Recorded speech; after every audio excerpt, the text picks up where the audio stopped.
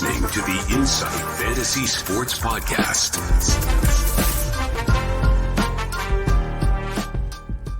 You are listening to the Insight Fantasy Sport Podcast. Good morning, good afternoon, good evening. This is your host, Rob Kennedy, the Supercoach Hawk, sitting here with my good friend, the big horse, Mick Delaney. How are you, my friend? Robbie, well, brother. Ladies and gentlemen, boys and girls, children of all ages, we are almost at the end of this round, and there is some whopping scores out there, isn't there? We were discussing earlier. I can see the smile on your face. For anybody watching us on YouTube, I can see the smile on your face, and we will get there. To be very clear, this is obviously going to drop on Monday, but because the NRL boys need to get in here and do their live in the studio, we are recording this at about 3/4 time of the Adelaide and Collingwood game. So we will get there as we work through this pod. But I tell you what, mate, what an absolute ripper of a round. I can see the excitement in your voice. Yes. Click subscribe if you haven't, people. This is the time to click subscribe, because I tell you what, I'm going to ask the questions because nobody wants to hear from me, because the man who is giving you all the right information is sitting to my left, and that is Mickey Dell. Let's just start quickly without going into the game. We must talk about Tommy Hawkins. How are you feeling about that comment right now? Oh, mate, I've done some research on his few previous years, and he always goes through a lull, and then he goes bang and averages 100 for the year. So I picked him up when he was at an average of, 60, 411K. Since then, he scored 150. He scored 108. He scored 90 against Sydney. And today, just a lazy 188, if you don't mind. Mate, we like to call that Big Mick energy, but I'm just going to call it Big Horse energy, because that is massive. Yeah. And look, I can't help myself but text you every time I see it happen. It's not even about me swallowing humble pie. I just get excited for people that make big calls and actually come through with it. I think we even heard from our great mate, Jakey Skidmore, today. He mentioned that he got behind his boy, Noah Anderson. He was on our pod earlier, brought him in. I love when people actually stick behind their word and actually get behind it and bring that person in, which is good to see. It's easy to sit here and run off 150 names and go, oh, this might happen and this might happen and that might happen. But when you actually get behind your word, I love it. I love when it comes good for good people. So, mate, I love that Tommy Hawkins is playing for you. And I love seeing you sliding up that board, mate. It's great to see. So should we dive in? Should we dive into the first game? Let's get stuck in it. Yep. I have a bone to pick with the first game, St Kilda Port Adelaide. Anyone who watched along with our live, we had Cam Young in here, top 5%. We had great chat. I think Cam Young did a fantastic job, and big shout out to Cam with the work that he did with you being at work. Life comes first, pod comes second. The funny thing that me and Cam talked about is I was like adamant Rowan Marshall, VC, going up against Teakle. I talked him into it, and unfortunately, he talked me out of it. Rowan Marshall with a huge 159. It looks like he's getting back somewhere to where he was last year without Paddy Ryder. He's been a little bit inconsistent this year, but I think that comes with the new game plan that Rossi Lyon's trying to implement. But now they're starting to get a few players back. You know, you got Jack Steele back. You've got Tim Membry back, a few more senior players, so they're not rolling around with a lot of rookies and a lot of kids. And I think it's allowing him to play his own game without having to worry about too much more. I think he was trying to shoulder the load, so to speak, and look after the kids a little bit. But now that he's sort of off the chain a little bit, that's enabling him to find his own ball. And he's starting to look confident. He's clunking those grabs, which he was dropping early. I expect to see this form continue now. I think what we're seeing from Rowan Marshall now is that, look, you've got to truly look at the matchup. This was a weaker matchup. Teakle finding his way. Look, I think he looks okay. I think he looks like somebody who could be a player of the future at some point. Port Adelaide still look like they're putting up the goods, which is nice to see. Getting the win, which was fantastic, especially away from home. We'll talk about their 8-winning streak at Marvel Stadium, which is unbelievable. But I think what we're seeing from Rowan Marshall is he will still dominate a weaker ruck. And then when it comes to maybe a tougher matchup, then look, maybe we won't get the 140 from him, but we'll still get the solid 80, 90. I think he's always going to put up a decent performance. Yep, I like that. But let me use Sean Darcy, for example. He had 2 shockers to start the year. Round 3, played against Bailey Williams, found himself some form. And since he's averaged 122, I think it is. So I'm hoping that this is trending up like Sean Darcy did for Rowan Marshall. So let's talk about Jack Steele. Jack Steele putting up a big game. He's dropped 48.6K. I haven't, obviously, we're recording this a little bit earlier, so we haven't seen what his price jump is. He had a break even of 169, so he's still going to drop in price. Surely people are going to start to have a look at Jack Steele because he looked back to the Jack that we know of. Mm-hmm. Yeah, spot on. I kind of wish I had a bit of a thought about trading LDU for him because there's a bit of uncertainty around LDU, but I decided to hold him this week, which hopefully it doesn't cost me the 1K at the end of the round. But when we look all things St Kilda, he's definitely the man of the engine room there. Now that Rowan Marshall's up and about again and getting first use out of the middle, that's enabling their midfield to get on top, and therefore you're seeing other likes of Jack Steele, Brad Crouch, these sorts of players, starting to get a lot more of the ball and see their points benefit and, skyrocket because of that. I really hope our mate Stewie, who jumped on, sitting in, where was he? Was he top 10? He was top 10, wasn't he? Top 10. He was 8th, yes. I hope he held on to Hunter Clark. Hunter Clark putting up a nice 100. If there was anything we sort of looked at in his back line, you could see that you might make an upgrade. Look, he might have brought Tom Stewart in or somebody like that, so it wouldn't have worked out too bad. But the players that keep performing, Jack Sinclair with a 109, Mason Wood with a 104, Hunter Clark was great to see with a 100, Mitch Owens with a 91 is great to see. But from the Port Adelaide side, now we talked about Travis Boak a lot earlier. I wonder where he'll sit with that DPP status of a possible mid forward. He has had a bit of forward time, a huge 131. I think we need to give out a big congrats to Travis Boak for number of 30 disposal games over the age of 30. He's now in that, I think it was about 5 on that list, which was great to see. He's an absolute, I actually, as much as I'm not a Port Adelaide fan, I am a big Travis Boak fan. Yeah, great player. Tip of the squeeze cap to you, mate. Congratulations. And, Port Adelaide are playing well. Yeah, they look good. I mean, Dan Houston with a 110, Finlayson with a 101, Rosie with a 96, which would have made a few people happy. Butters again showing that he can be that inside mid role, which I think he needs to get more of at a 96. The one I want to talk about, so Horn Francis was an 83, but he looked all right. Your boy that we keep bringing up, and we say you are the big horse with the big calls, Ollie Wines had a 70. Where does he still sit with you on your projection to bring him in? How many times is someone going to get 26 touches and only get 70 points? He's pretty close to coming in. He may drop just under 400K this week, which could potentially mean that I'll trade out, like a Van Ruin and a Filippo for Ollie Wines. Wow. So he's at 410, 100. He had a break even of 80. He only got the 70, which means he's probably going to drop about 1,000 or something like that. So he's getting pretty close to that 400 mark. So, mate, you're all about money where your mouth is, and I like it. We'll be intrigued to see where he goes. I think it's still a big call. It's still a big call, but, mate, I live vicariously through your big calls, and I look forward to seeing what comes out. Fantastic. I do want to bring up the Port Adelaide ruckman, Tez Tickle. I think he might be a nice little cash cow. Like, I know he's not playing well as in regards to the tap work to his mid, so to speak, but Port Adelaide are winning with him in the side. So Ken Hinckley's not going to want to change that. And Lysette was really poor before he went out.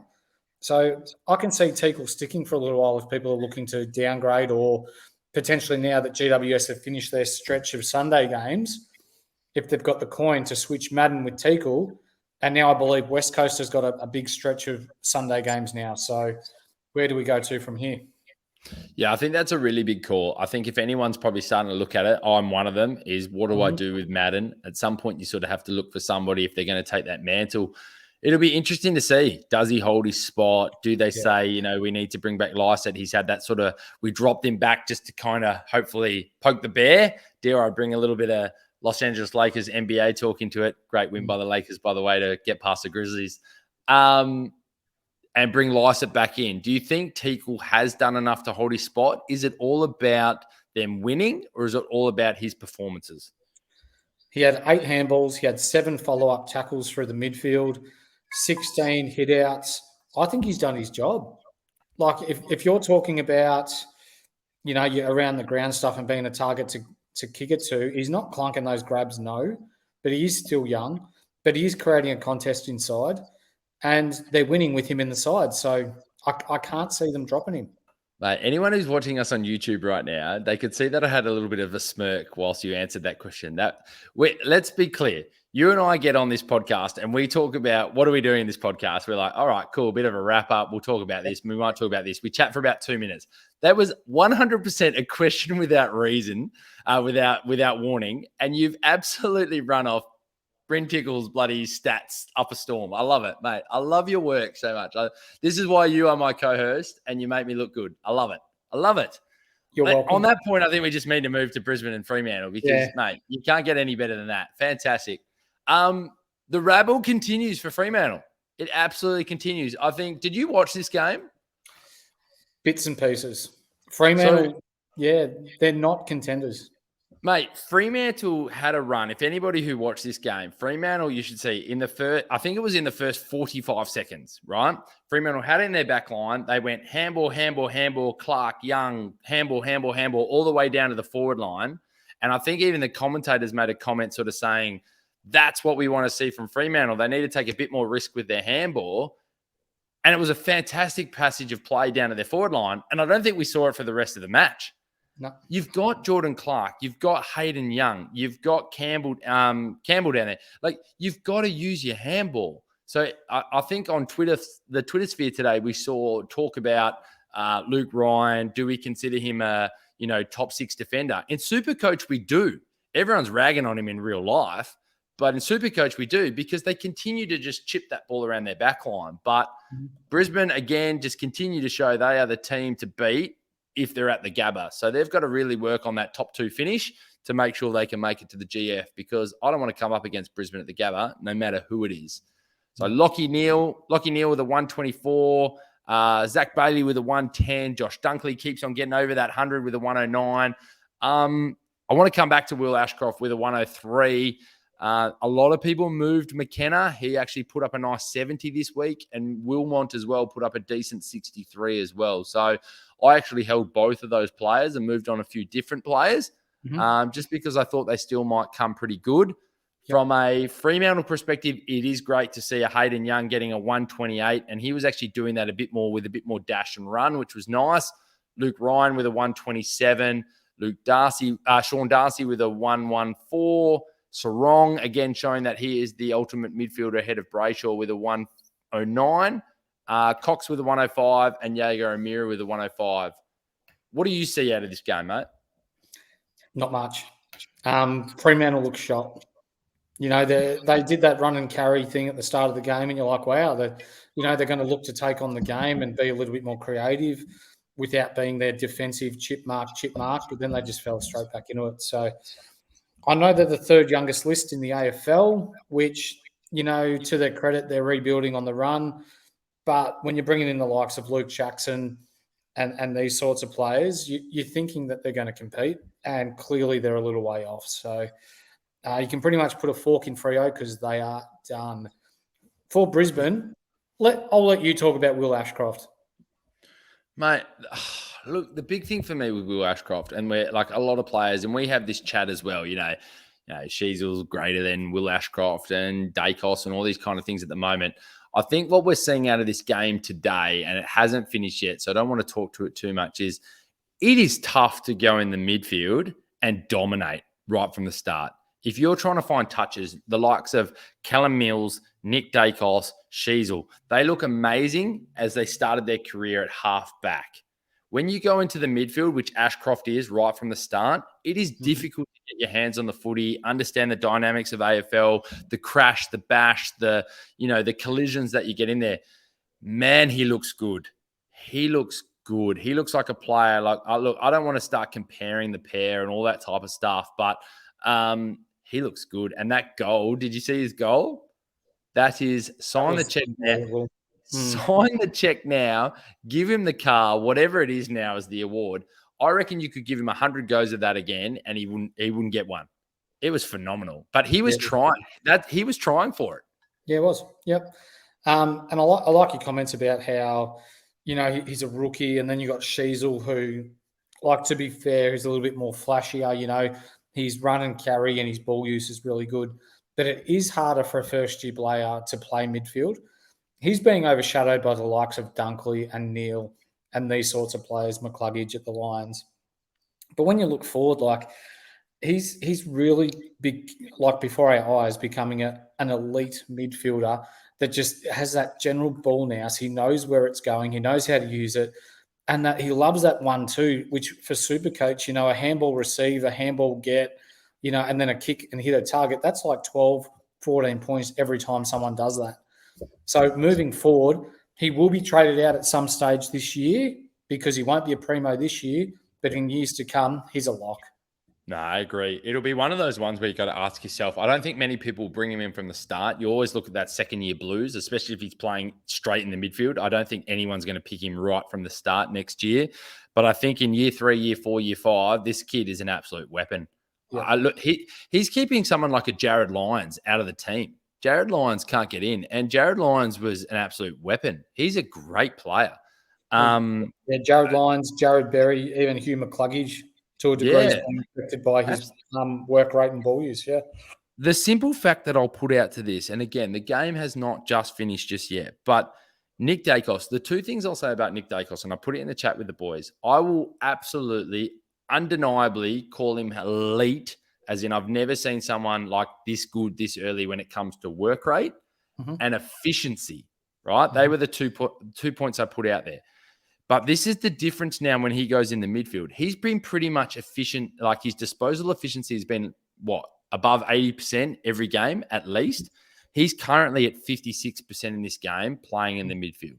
Okay. It's a different world. It's a different role. It's a lot quicker. It's a lot, you've got somebody actually that can play on you as a role. You're not getting that kick behind the ball.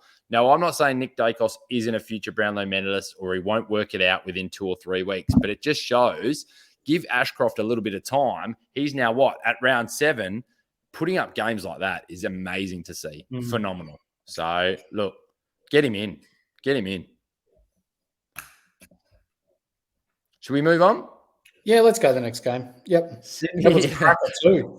Sydney v GWS. What an absolute cracker. I had my son over the weekend, and I'm very big on getting him out of the house. So when I've got him for the weekend, as much as I love watching the footy and getting behind it, when he wakes up from his nap, I want to get him out.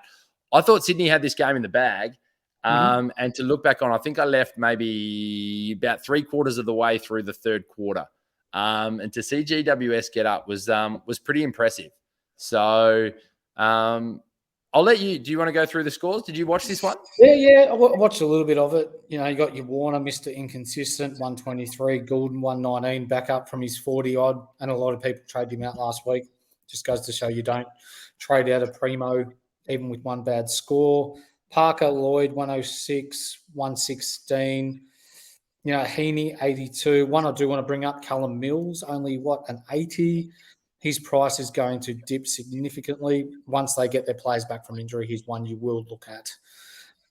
From a GWS point of view, Perriman, he seems to score well every third game, 125. I'm glad I held on to Tom Green. He knocked out a nice 118. Toby Green with that goal, 114. Canelio, I hope you've still got him, mate, 108. Whitfield looks, I'm not going to say back to his best, but still looks all right at 106. And then my boy, Mr. Haynes, he pumped out an 89. What a cracker of a game. What I do want to bring up to people at home, just before we move on a little bit, that O'Halloran, I had a few texts because I had a few people throughout the week message me saying, should I get him in, should I not? And I was steadfast on this man played the role that Tom Green plays. And I got a few messages at halftime saying, he's on 61. What are you talking about, Mick? The rest of the game, he scored 4 points. Yeah. So it just goes to show that it's so up and down with these sorts of plays that they're really just a plug and play. They've got to do what they can to get points. So when you're talking about that sort of inconsistency, I mean, he kicked 2 goals and they were early on. Yeah. What are you throwing your hands up at, mate? What have you seen? Rory Laird just got subbed. with 14 minutes left to go in the last quarter, and I That's don't know okay. why. I'm a little bit That's unsure. okay. I That's hope he's okay.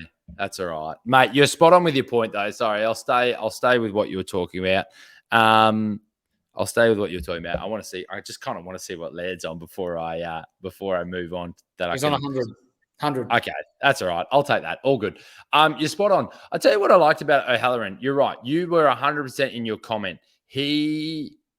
I think he is built to play Tom Green's role, and he was scoring those kind of scores off half forward. He sort of went to half forward and then came into the midfield a little bit.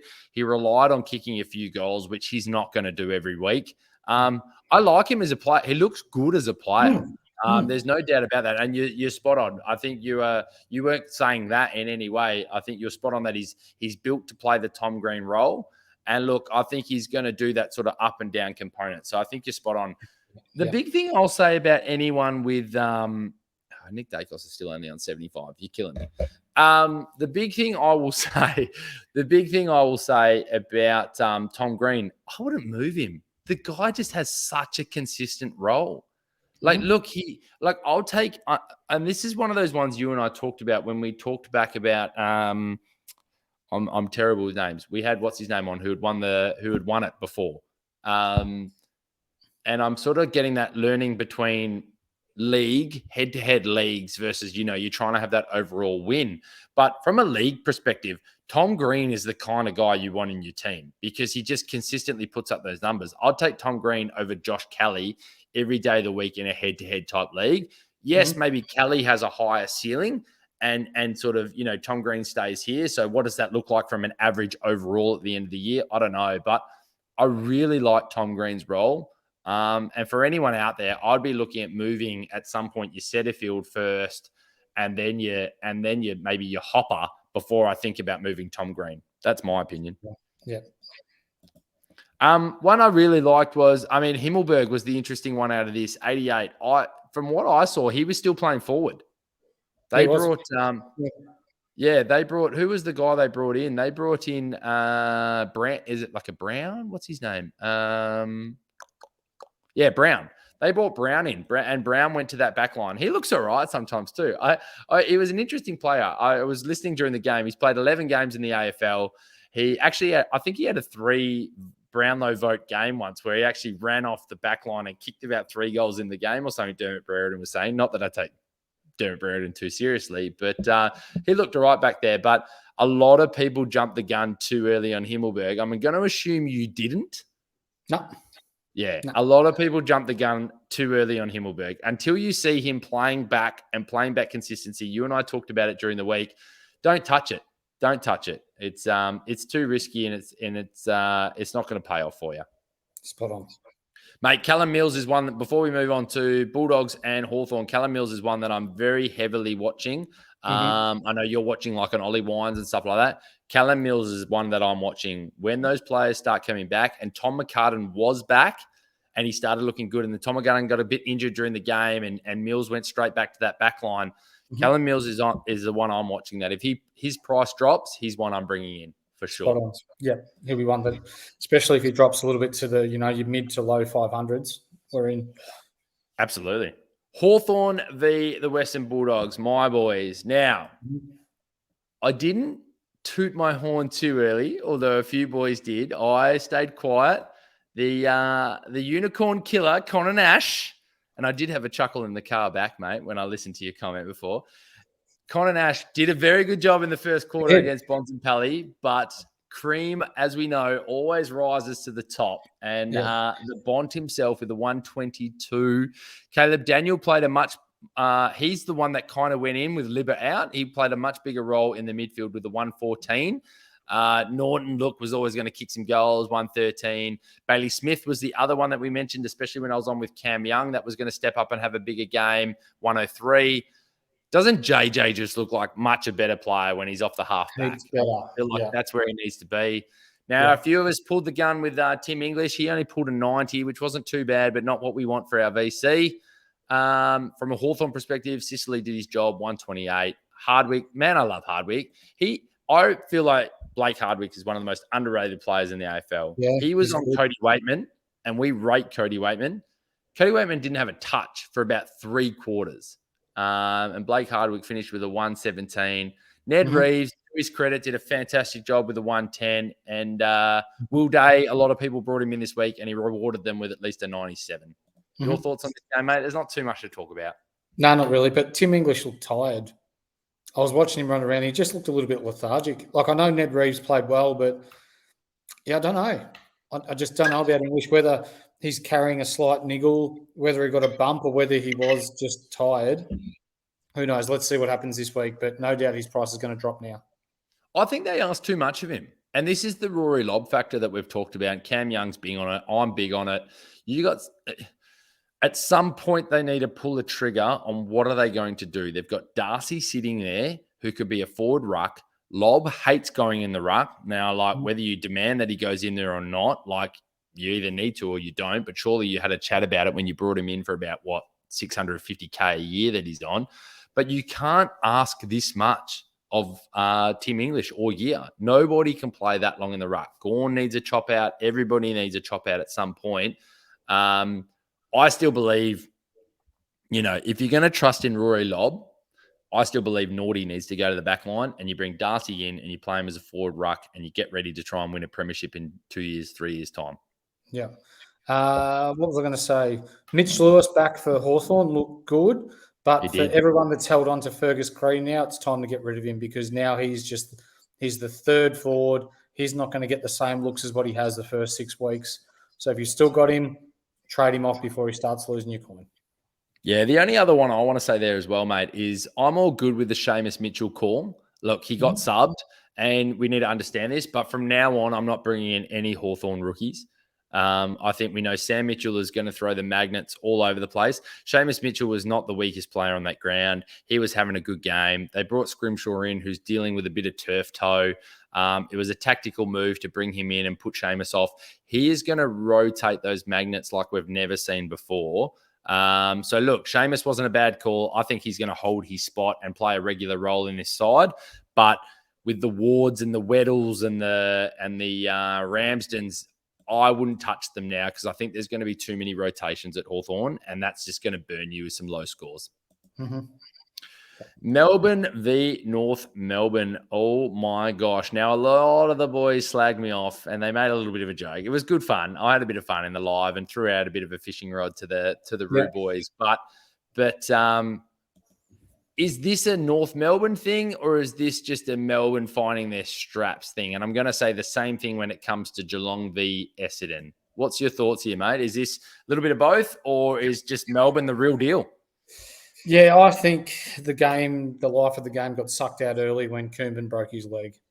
You could see everyone was a little bit dejected, and North never really recovered. And they're already down LDU. Simpkins still isn't quite right. He only scored an 81, even though he had 24 touches. They need to get rid of Hall. I know he had 30 touches. He had 117 Supercoach points. But he blew off every sideways handball, every run and carry that someone was looking for.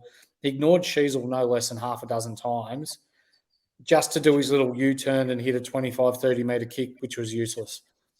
So I've got no doubt he's going to do a hammy in 3, 4, 5 weeks, which he always does every year.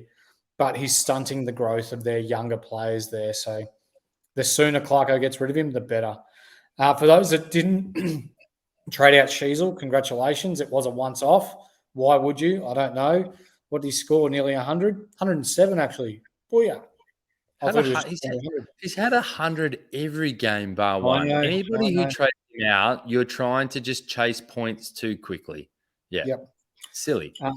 For Melbourne, because I had Green and Mitchell on field, I was chasing big numbers. So I ended up VC and Bonds, and I'm like, nah, I've got to go larger. So I slapped the C on Oliver, and I got 18 extra points. So it wasn't really worth it, but it was at the same time. Petraka looked awesome, 167, but there was no pressure on him really at all. He just did as he liked. Take your pick with everyone else. Gawn's going to drop a lot in coin, which I'm keeping a sly eye on as well. What did he score? 80. So he'll be mid-500s before long, and, do you jump on him then? Van Ruin, his time's nearly come to an end as well. Yeah, I think Van Ruin, I think you got to be honest with Van Ruin. Van Ruin's got lucky with his, I mean, there's no luck. I mean, the harder you train, the luckier you get. But yeah, Van Ruin's not somebody that I would trust in. It's just not somebody I trust in. I mean, I'll toot my own horn a little bit. I said this was the game that Petrarca would have the bigger one out of Petrarca and Oliver. Petrarca steps up in the games where they're going to smash teams. And that's not to say he's not a big game player. He is. But Oliver just sort of gets the handball out to him. He gets the kicks. He gets the inside 50s. He kicks the goals. Petrarca definitely steps up in the games where you know Melbourne's going to have the win. I like actually getting on Oliver when it's the games that are going to be a little bit tougher. He sort of works that little bit harder and gets those points. But, yeah, they look good. They're finding their straps. They're playing some good footy. Max Gawn is definitely someone to look at. Look, you're pulling the trigger on a Marshall. I don't know. It takes a lot of Kanakas to do that. Some of the top 1% teams might do it. And it's not a bad shout to have like a Gawn and English combination. But for those of us who are still chasing tail and kind of coming up a bit from those round one performances, I think there's other places that you need to sort of fix your team first. Yeah. Look, I'm pretty straightforward. It was nice to see Brayshaw go into the midfield. Brayshaw went in the midfield, scored a 123, did a bit of a defensive midfield role, put the score up that I thought he would have done from round one. But yeah, I'm not bitter about that at all. We move on to another one. Yeah, sorry, mate. You go. No, just an update from this game. Looks like Saligo's the one that's injured, and Laird's back on. Laird's back on? According to the app, yes. I'm not watching the game, but according to the app. Oh, that's weird. So I was only looking up on the screen and they called the sub trigger. That's all right. We'll see what happens. That'll be interesting. Yeah. Interesting to see. Anyways, we move on to another one, which was a bit of a whitewash. It wasn't a great Saturday night for viewing. It was a nice night to hang out with my parents over from Melbourne. Carlton versus West Coast. I think this delivered what we thought it would. I did talk about the Paddy Cripps being the C option this week. I should have trusted the gut. A massive 153. Nick Newman stepping up with a few players out with the 139. Chera showing that he goes right off the halfback with a 134. Hewitt with a 124. Akers a 119. Walsh a 117. Pitnet a 114. Doherty a 106. I did put it out on Twitter. No one's responded yet. I'm really intrigued to see what is the record for the most players in Supercoach getting over 100, because Carlton have ended up with 1, 2, 3, 4, 5, 6, 7, 8, 9, and even had 3 in the 90s as well. So it's a fair effort from Carlton against a very depleted West Coast. I mean, it's hard to go past Charlie Curnow as well with his 186 and 9 goals. Mate, what do you have to say about this one? Not much. I'm glad I've had Chincotta from the start. He was on field. He even had an 88. I held on a Sard. I was disappointed that he got subbed out on 96 real early. But you know what? If that's a preventative measure, which means he plays next week and just gives him extra time to recover, I'm happy with that. So, yeah, just for the viewers at home, don't touch any West Coast play for the rest of the year. They are as done as a dog's dinner. Like we talked about Tim Kelly. A lot of people have asked us the question on the Twitter sphere, our social media pages, and feel free to come and ask us questions all the time. We'll always give you a little bit of food for thought and our opinion. Tim Kelly was putting up some big numbers. As we said, this one will fizzle. It'll fizzle. Look, he's a quality player. He's going to put up some big scores now and then. But, excuse my French, when shit comes to shove, you're not going to have the same effort when you're getting pumped by 10 goals and 100 points and those types of things, and they're going to struggle big time. Big time. Mate, your Mob versus Geelong, they made it look a little bit more respectable after what it looked like at the start. My biggest takeaway from this is 2 things. One, and I'll let you probably analyse it a little bit better. One, Tom Hawkins, who we talked about at the start of the show, is a massive call by you, and well done. And we thought that would happen against Essendon. You called it during the week with Laverde being out. It was always going to be a tough matchup. And the other one is probably it's time to upgrade Setterfield. They're my takeaways. What's your big ones? I'll let you analyse it a little bit longer than I did. No, not a lot. I listened to it. I didn't really watch it because I had a day with the family here. But, yeah, Stringer, what did he get? 140s. That's never going to happen again, I wouldn't have thought. They played him through the midfield because Geelong's got a bigger midfield. And, like, when you're talking Merritt and Parrish and these sorts of players, we are a bit small in there. Yeah, I'm glad I brought in Hawkins. I'm glad I stuck with me gut. But when you're talking about the likes of Paddy Dangerfield, he's been consistently good this year. I don't think he's scored under 90, and he's between 90 and 130 every game. That's what you want from your top-end talent. Stewart again, 123. Maxie Holmes, good to see him pump out over 100. And then you've got a variety of players between 180. So for Essendon, Stringer, as I said, Nick Martin, he's a class player. 127. Love the way he goes about it. And then there's Parrish on 108, and then it drops away quite quickly. Wiedemann with 5 goals, 83. But yeah, Setterfield, if you've still got him, he's on the way out. And unfortunately, Draper just had an absolute Barry shocker, didn't he? 41 against a non-ruckman in Blissabs. So that's right. We're young, onwards and upwards, flagged ons. Yeah, I think you're spot on with the Dangerfield call. So he had a 61 to start against Collingwood. Since then, he had an 85. And then since then, it's been over 100. So he's starting to find his straps. Yes, they've played Gold Coast, Hawthorn, West Coast, Sydney, Essendon, but he's a quality player. I think he's starting to rise whilst the team is rising. And that's what you'll see. Geelong, it's one of those interesting ones. For anyone who knows footy, it's you get the shortest preseason. When you win a flag, you get the shortest preseason. You're recovering off the back of a premiership win. Their preseason has been the first 4 rounds, let's be honest, for them to find their straps. Hawkins was injured coming into it. Dangerfield, they're all a little bit sluggish. And look, let's be honest, they are older, but they are a quality team. So Dangerfield's not a bad shout. I'd still like to see him put up a few more scores. I've got a few areas that I need to fix before looking at him. But, yeah, look, they're a quality side. And I think between the sort of Brisbane's, Geelongs, and the Melbournes, they're kind of really rising up there with Collingwood's 1 point behind with about 2 minutes 52 to go. So, yeah, it's interesting to see. Now, move on to Geelong shout, just quickly. Tommy Hawkins, he's not looking as fit as what he ever has, but he's going to be isolated inside 50 a lot. One-on-one with any defender in the league, he's one of the strongest blokes in the league. So when you're talking about being isolated, one-on-one, sitting on his head, he doesn't need to be a fit bloke to pump out scores. Like even today, what was it? He had 18 touches for his 188. 16 touches, 12 marks, 8 goals, 184. So it's all about efficiency. He's kicking goals. He's taking contested marks. He's doing score assists. He's taking the ruck hit-outs in the forward 50. It's what you want from a forward, hence why I went with it. Yeah, no, it's a great call. It's been a great shout. He's in a good side and he does his job. So, yeah, good call. Absolutely. We move on to Richmond. This was the other one that I put in the chat group. I talked about Cripps and Taranto once I saw that Tim English didn't give me the score that I wanted. Probably should have backed my gut like you do, Mickey Dell. Taranto with a big 140, albeit in a loss to Gold Coast. And I tell you what, Richmond are going to start to take a really good look at their list. Taranto with the 140. There's not much else there. I want to kind of look at the major picks. Hopper only had a 71. Rioli had an 87. I know a lot of people have Liam Baker. He only had a 69. From a Gold Coast perspective, we talked about the Took Miller effect and not being in. Well, Noah Anderson stepped up with a 144. Powell with a 143. Ballard with a 132. Alice, the ex-Richmond player against his old side, 113. Matty Rao with a 108, which is great to see your boy. And we talked about these two, McPherson and Fiorini, both got over the 100. So Fiorini with a 101 and McPherson with a 102. Witts with a 94.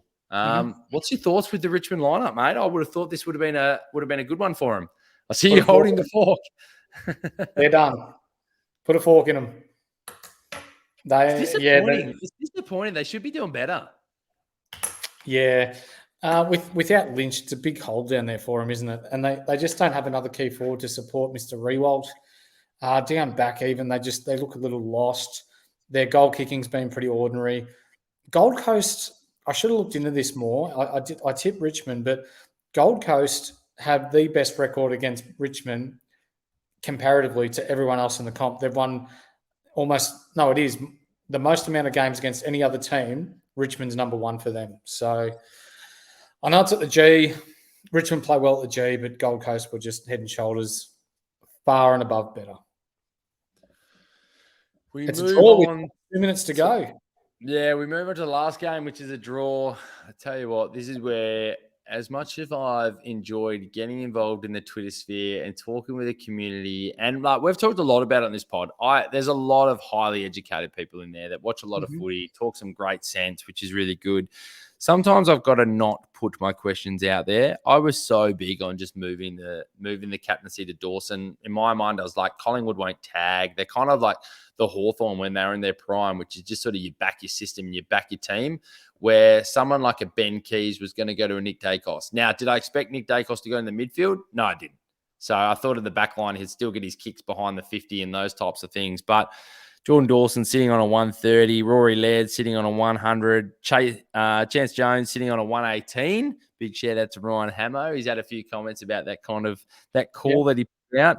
Nick Dacos is currently sitting on 69. So he's lowest score of the year. So I think there's a few people out there that, again, mate, this is another big jump for you, Mickey Dell, as Collingwood have just taken a mark, still side bottom, inside 50 with 45 seconds to go, which pretty much just means the time is still going. He'll get his 30 seconds. It's a tight angle. He's got to just kick a point at least to win the game. He's a good kick. We'll talk them all through. Should we do a little bit of commentary? So Nick Dacos, still side bottom, 45-degree angle. Here he comes. 28 seconds and counting. He needs a point for the win. He has kicked a point. Can they go end to end in 21 seconds? Ollie, this is built up for a Dawson finale, isn't it? Surely they're running out. Here he goes. Dawson's run outside of the square. He's gone out to the wing. There's Rochelle is out there. He's handballed. He's gone gutsy. Who's that in the middle? Rankin. Handballer. Oh, they're going forward. 8 seconds to go. there it is. Darcy Moore's taking an interceptor mark on the halfback flank. And Collingwood are going to win by 1 point in front of a packed house at the Adelaide Oval. And they are happy. But I tell you who's not happy is the people who put a captain on Nick Dacos, and currently he's sitting on 71. But it is what it is. It is what it is. Yeah. It was always going to happen with the likes of Ben Keys in the side. He is one of the better. I didn't watch a second of the game, but I anticipate that Keys went to Dacos, played a role. Who else are you looking at there? Darcy Moore, again, not too bad. Tommy Mitchell, the pig, again over 100. Johnny Noble, he's actually quite underrated back there, isn't he? Well, this is the difference now, and this is the part of knowing where everybody's going to play. And this is the thing, with Nick Dacos going to the midfield, all of a sudden Johnny Noble really becomes the true run-off halfback player. So he all of a sudden starts getting the handballs, I'm not trying to be rude, the cheaper kicks in the back line and things like that. I rate Noble. He's got a good pace, good dash. He's pretty efficient by foot. So he got the 109. Yeah, Dawson got the 135. Jones, 114. 148 now for Dawson. Oh, it's jumped up, has it? There you go, 148. Yes, and then there's still a lot of points there to be scaled. So I anticipate Dawson to go over 150 again. Yeah, so that one's going to hurt for Adelaide. I tell you what, this Collingwood side continue to find a way to win. They're clearly in that top 4 echelon. Look, if we have a quick finish as we wrap up this pod, because we're going to start to clear the studio for our NRL boys. If you were starting to talk about trades, how many trades do you currently have still remaining, and how many boosts do you have still remaining, mate? I have 3 boosts and 24 trades left. So what are you thinking if you were just to talk about trades now? And we'll talk more about it in the next pod. But off the top of looking at your team now, where are the moves that you need to make? I'm looking at Bailey Smith into my forward line. He looked pretty good last night. He looked fresh. He was running and carrying and using the ball well. Ollie Wines, I want to see next week how he goes. They've got a run of, 8 in a row at Marvel? And they've won 8 in a row there. So I anticipate them to be quite good there again. But yeah, I want to see what Gawn's doing, how much money he's going to drop, and again Sinclair probably in my back line. That's my back line and my forward lines where I need to shore up at the moment. Yeah, so I've done the Zeeble to my back line. I've kept Sheasel in my forward line because I had 6 non-rookies in my forward line, so I needed to sort of. Even it's weird because you kind of like at the end of the day, you could put Seamus Mitchell in the back line, still the same team, same score, but it looks a bit more balanced with the sort of Dawson, Dacos, Zeeble day. I think I'm at the point now where I must bring Clayton Oliver into my side. I think it's an absolute must no matter what I do. As much as I kind of want to be like, Setterfield's still a solid player and things like that, I think I need to do a downgrade somewhere, and I'm not sure where that goes, but I've got 309K sitting in my bank, so I could possibly just get away with doing one trade and just upgrade Setterfield to Clayton Oliver, I think. I don't think there's any rookie screaming off the plate other than everybody I think will bring in Sin Cotter. I already brought him in this week. So, if you can see that, this is probably the highest I've ever been projected. 2,511 we're looking at this week. What's your live score? 2,364 with Chase Jones, Rory Laird and Nick Dacos to still be finalised. Okay.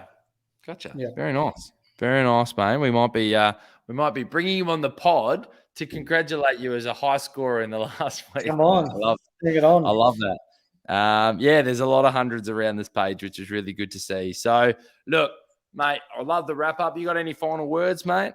No. We'll get stuck in with either Tuesday or Wednesday night, look at potential trade-ins. We've got another dual position segment coming up in a couple of weeks, around 12, I believe it is, where our next batch of DPPs are going to drop. And then we've got buy rounds, something that's going to be vital if you're looking at bringing home the coin at the end of the year. Hopefully you haven't burnt all your trades and you've still got plenty of trades and plenty of boosts there to be able to carry you through. Yeah, I think that's where the boosts are 100% vital. I know a lot of people that have used their boosts to try and chase points right now, but there's especially 2 weeks of the buy rounds, which are absolutely massive, that you're going to need that boost. That's why I've held on to my 2 boosts and going to start looking at where are those weeks that I don't even use a trade. But operation number 1 is bring in Clayton Oliver. I think for me, it's an absolute must, and that's what I'm going to look to do. But thanks, mate. Enjoyed your wrap-up. We'll clear the studio for the NRL boys, Matty O'Brien, Nathan Brain to step in. It's always been an absolute pleasure. I look forward to seeing where your round 7 finishes up, and I look forward to talking about it during the week. To everybody listening along, have a fantastic week, everybody. This has been the Insight Fantasy Sport Podcast. Peace out. See ya.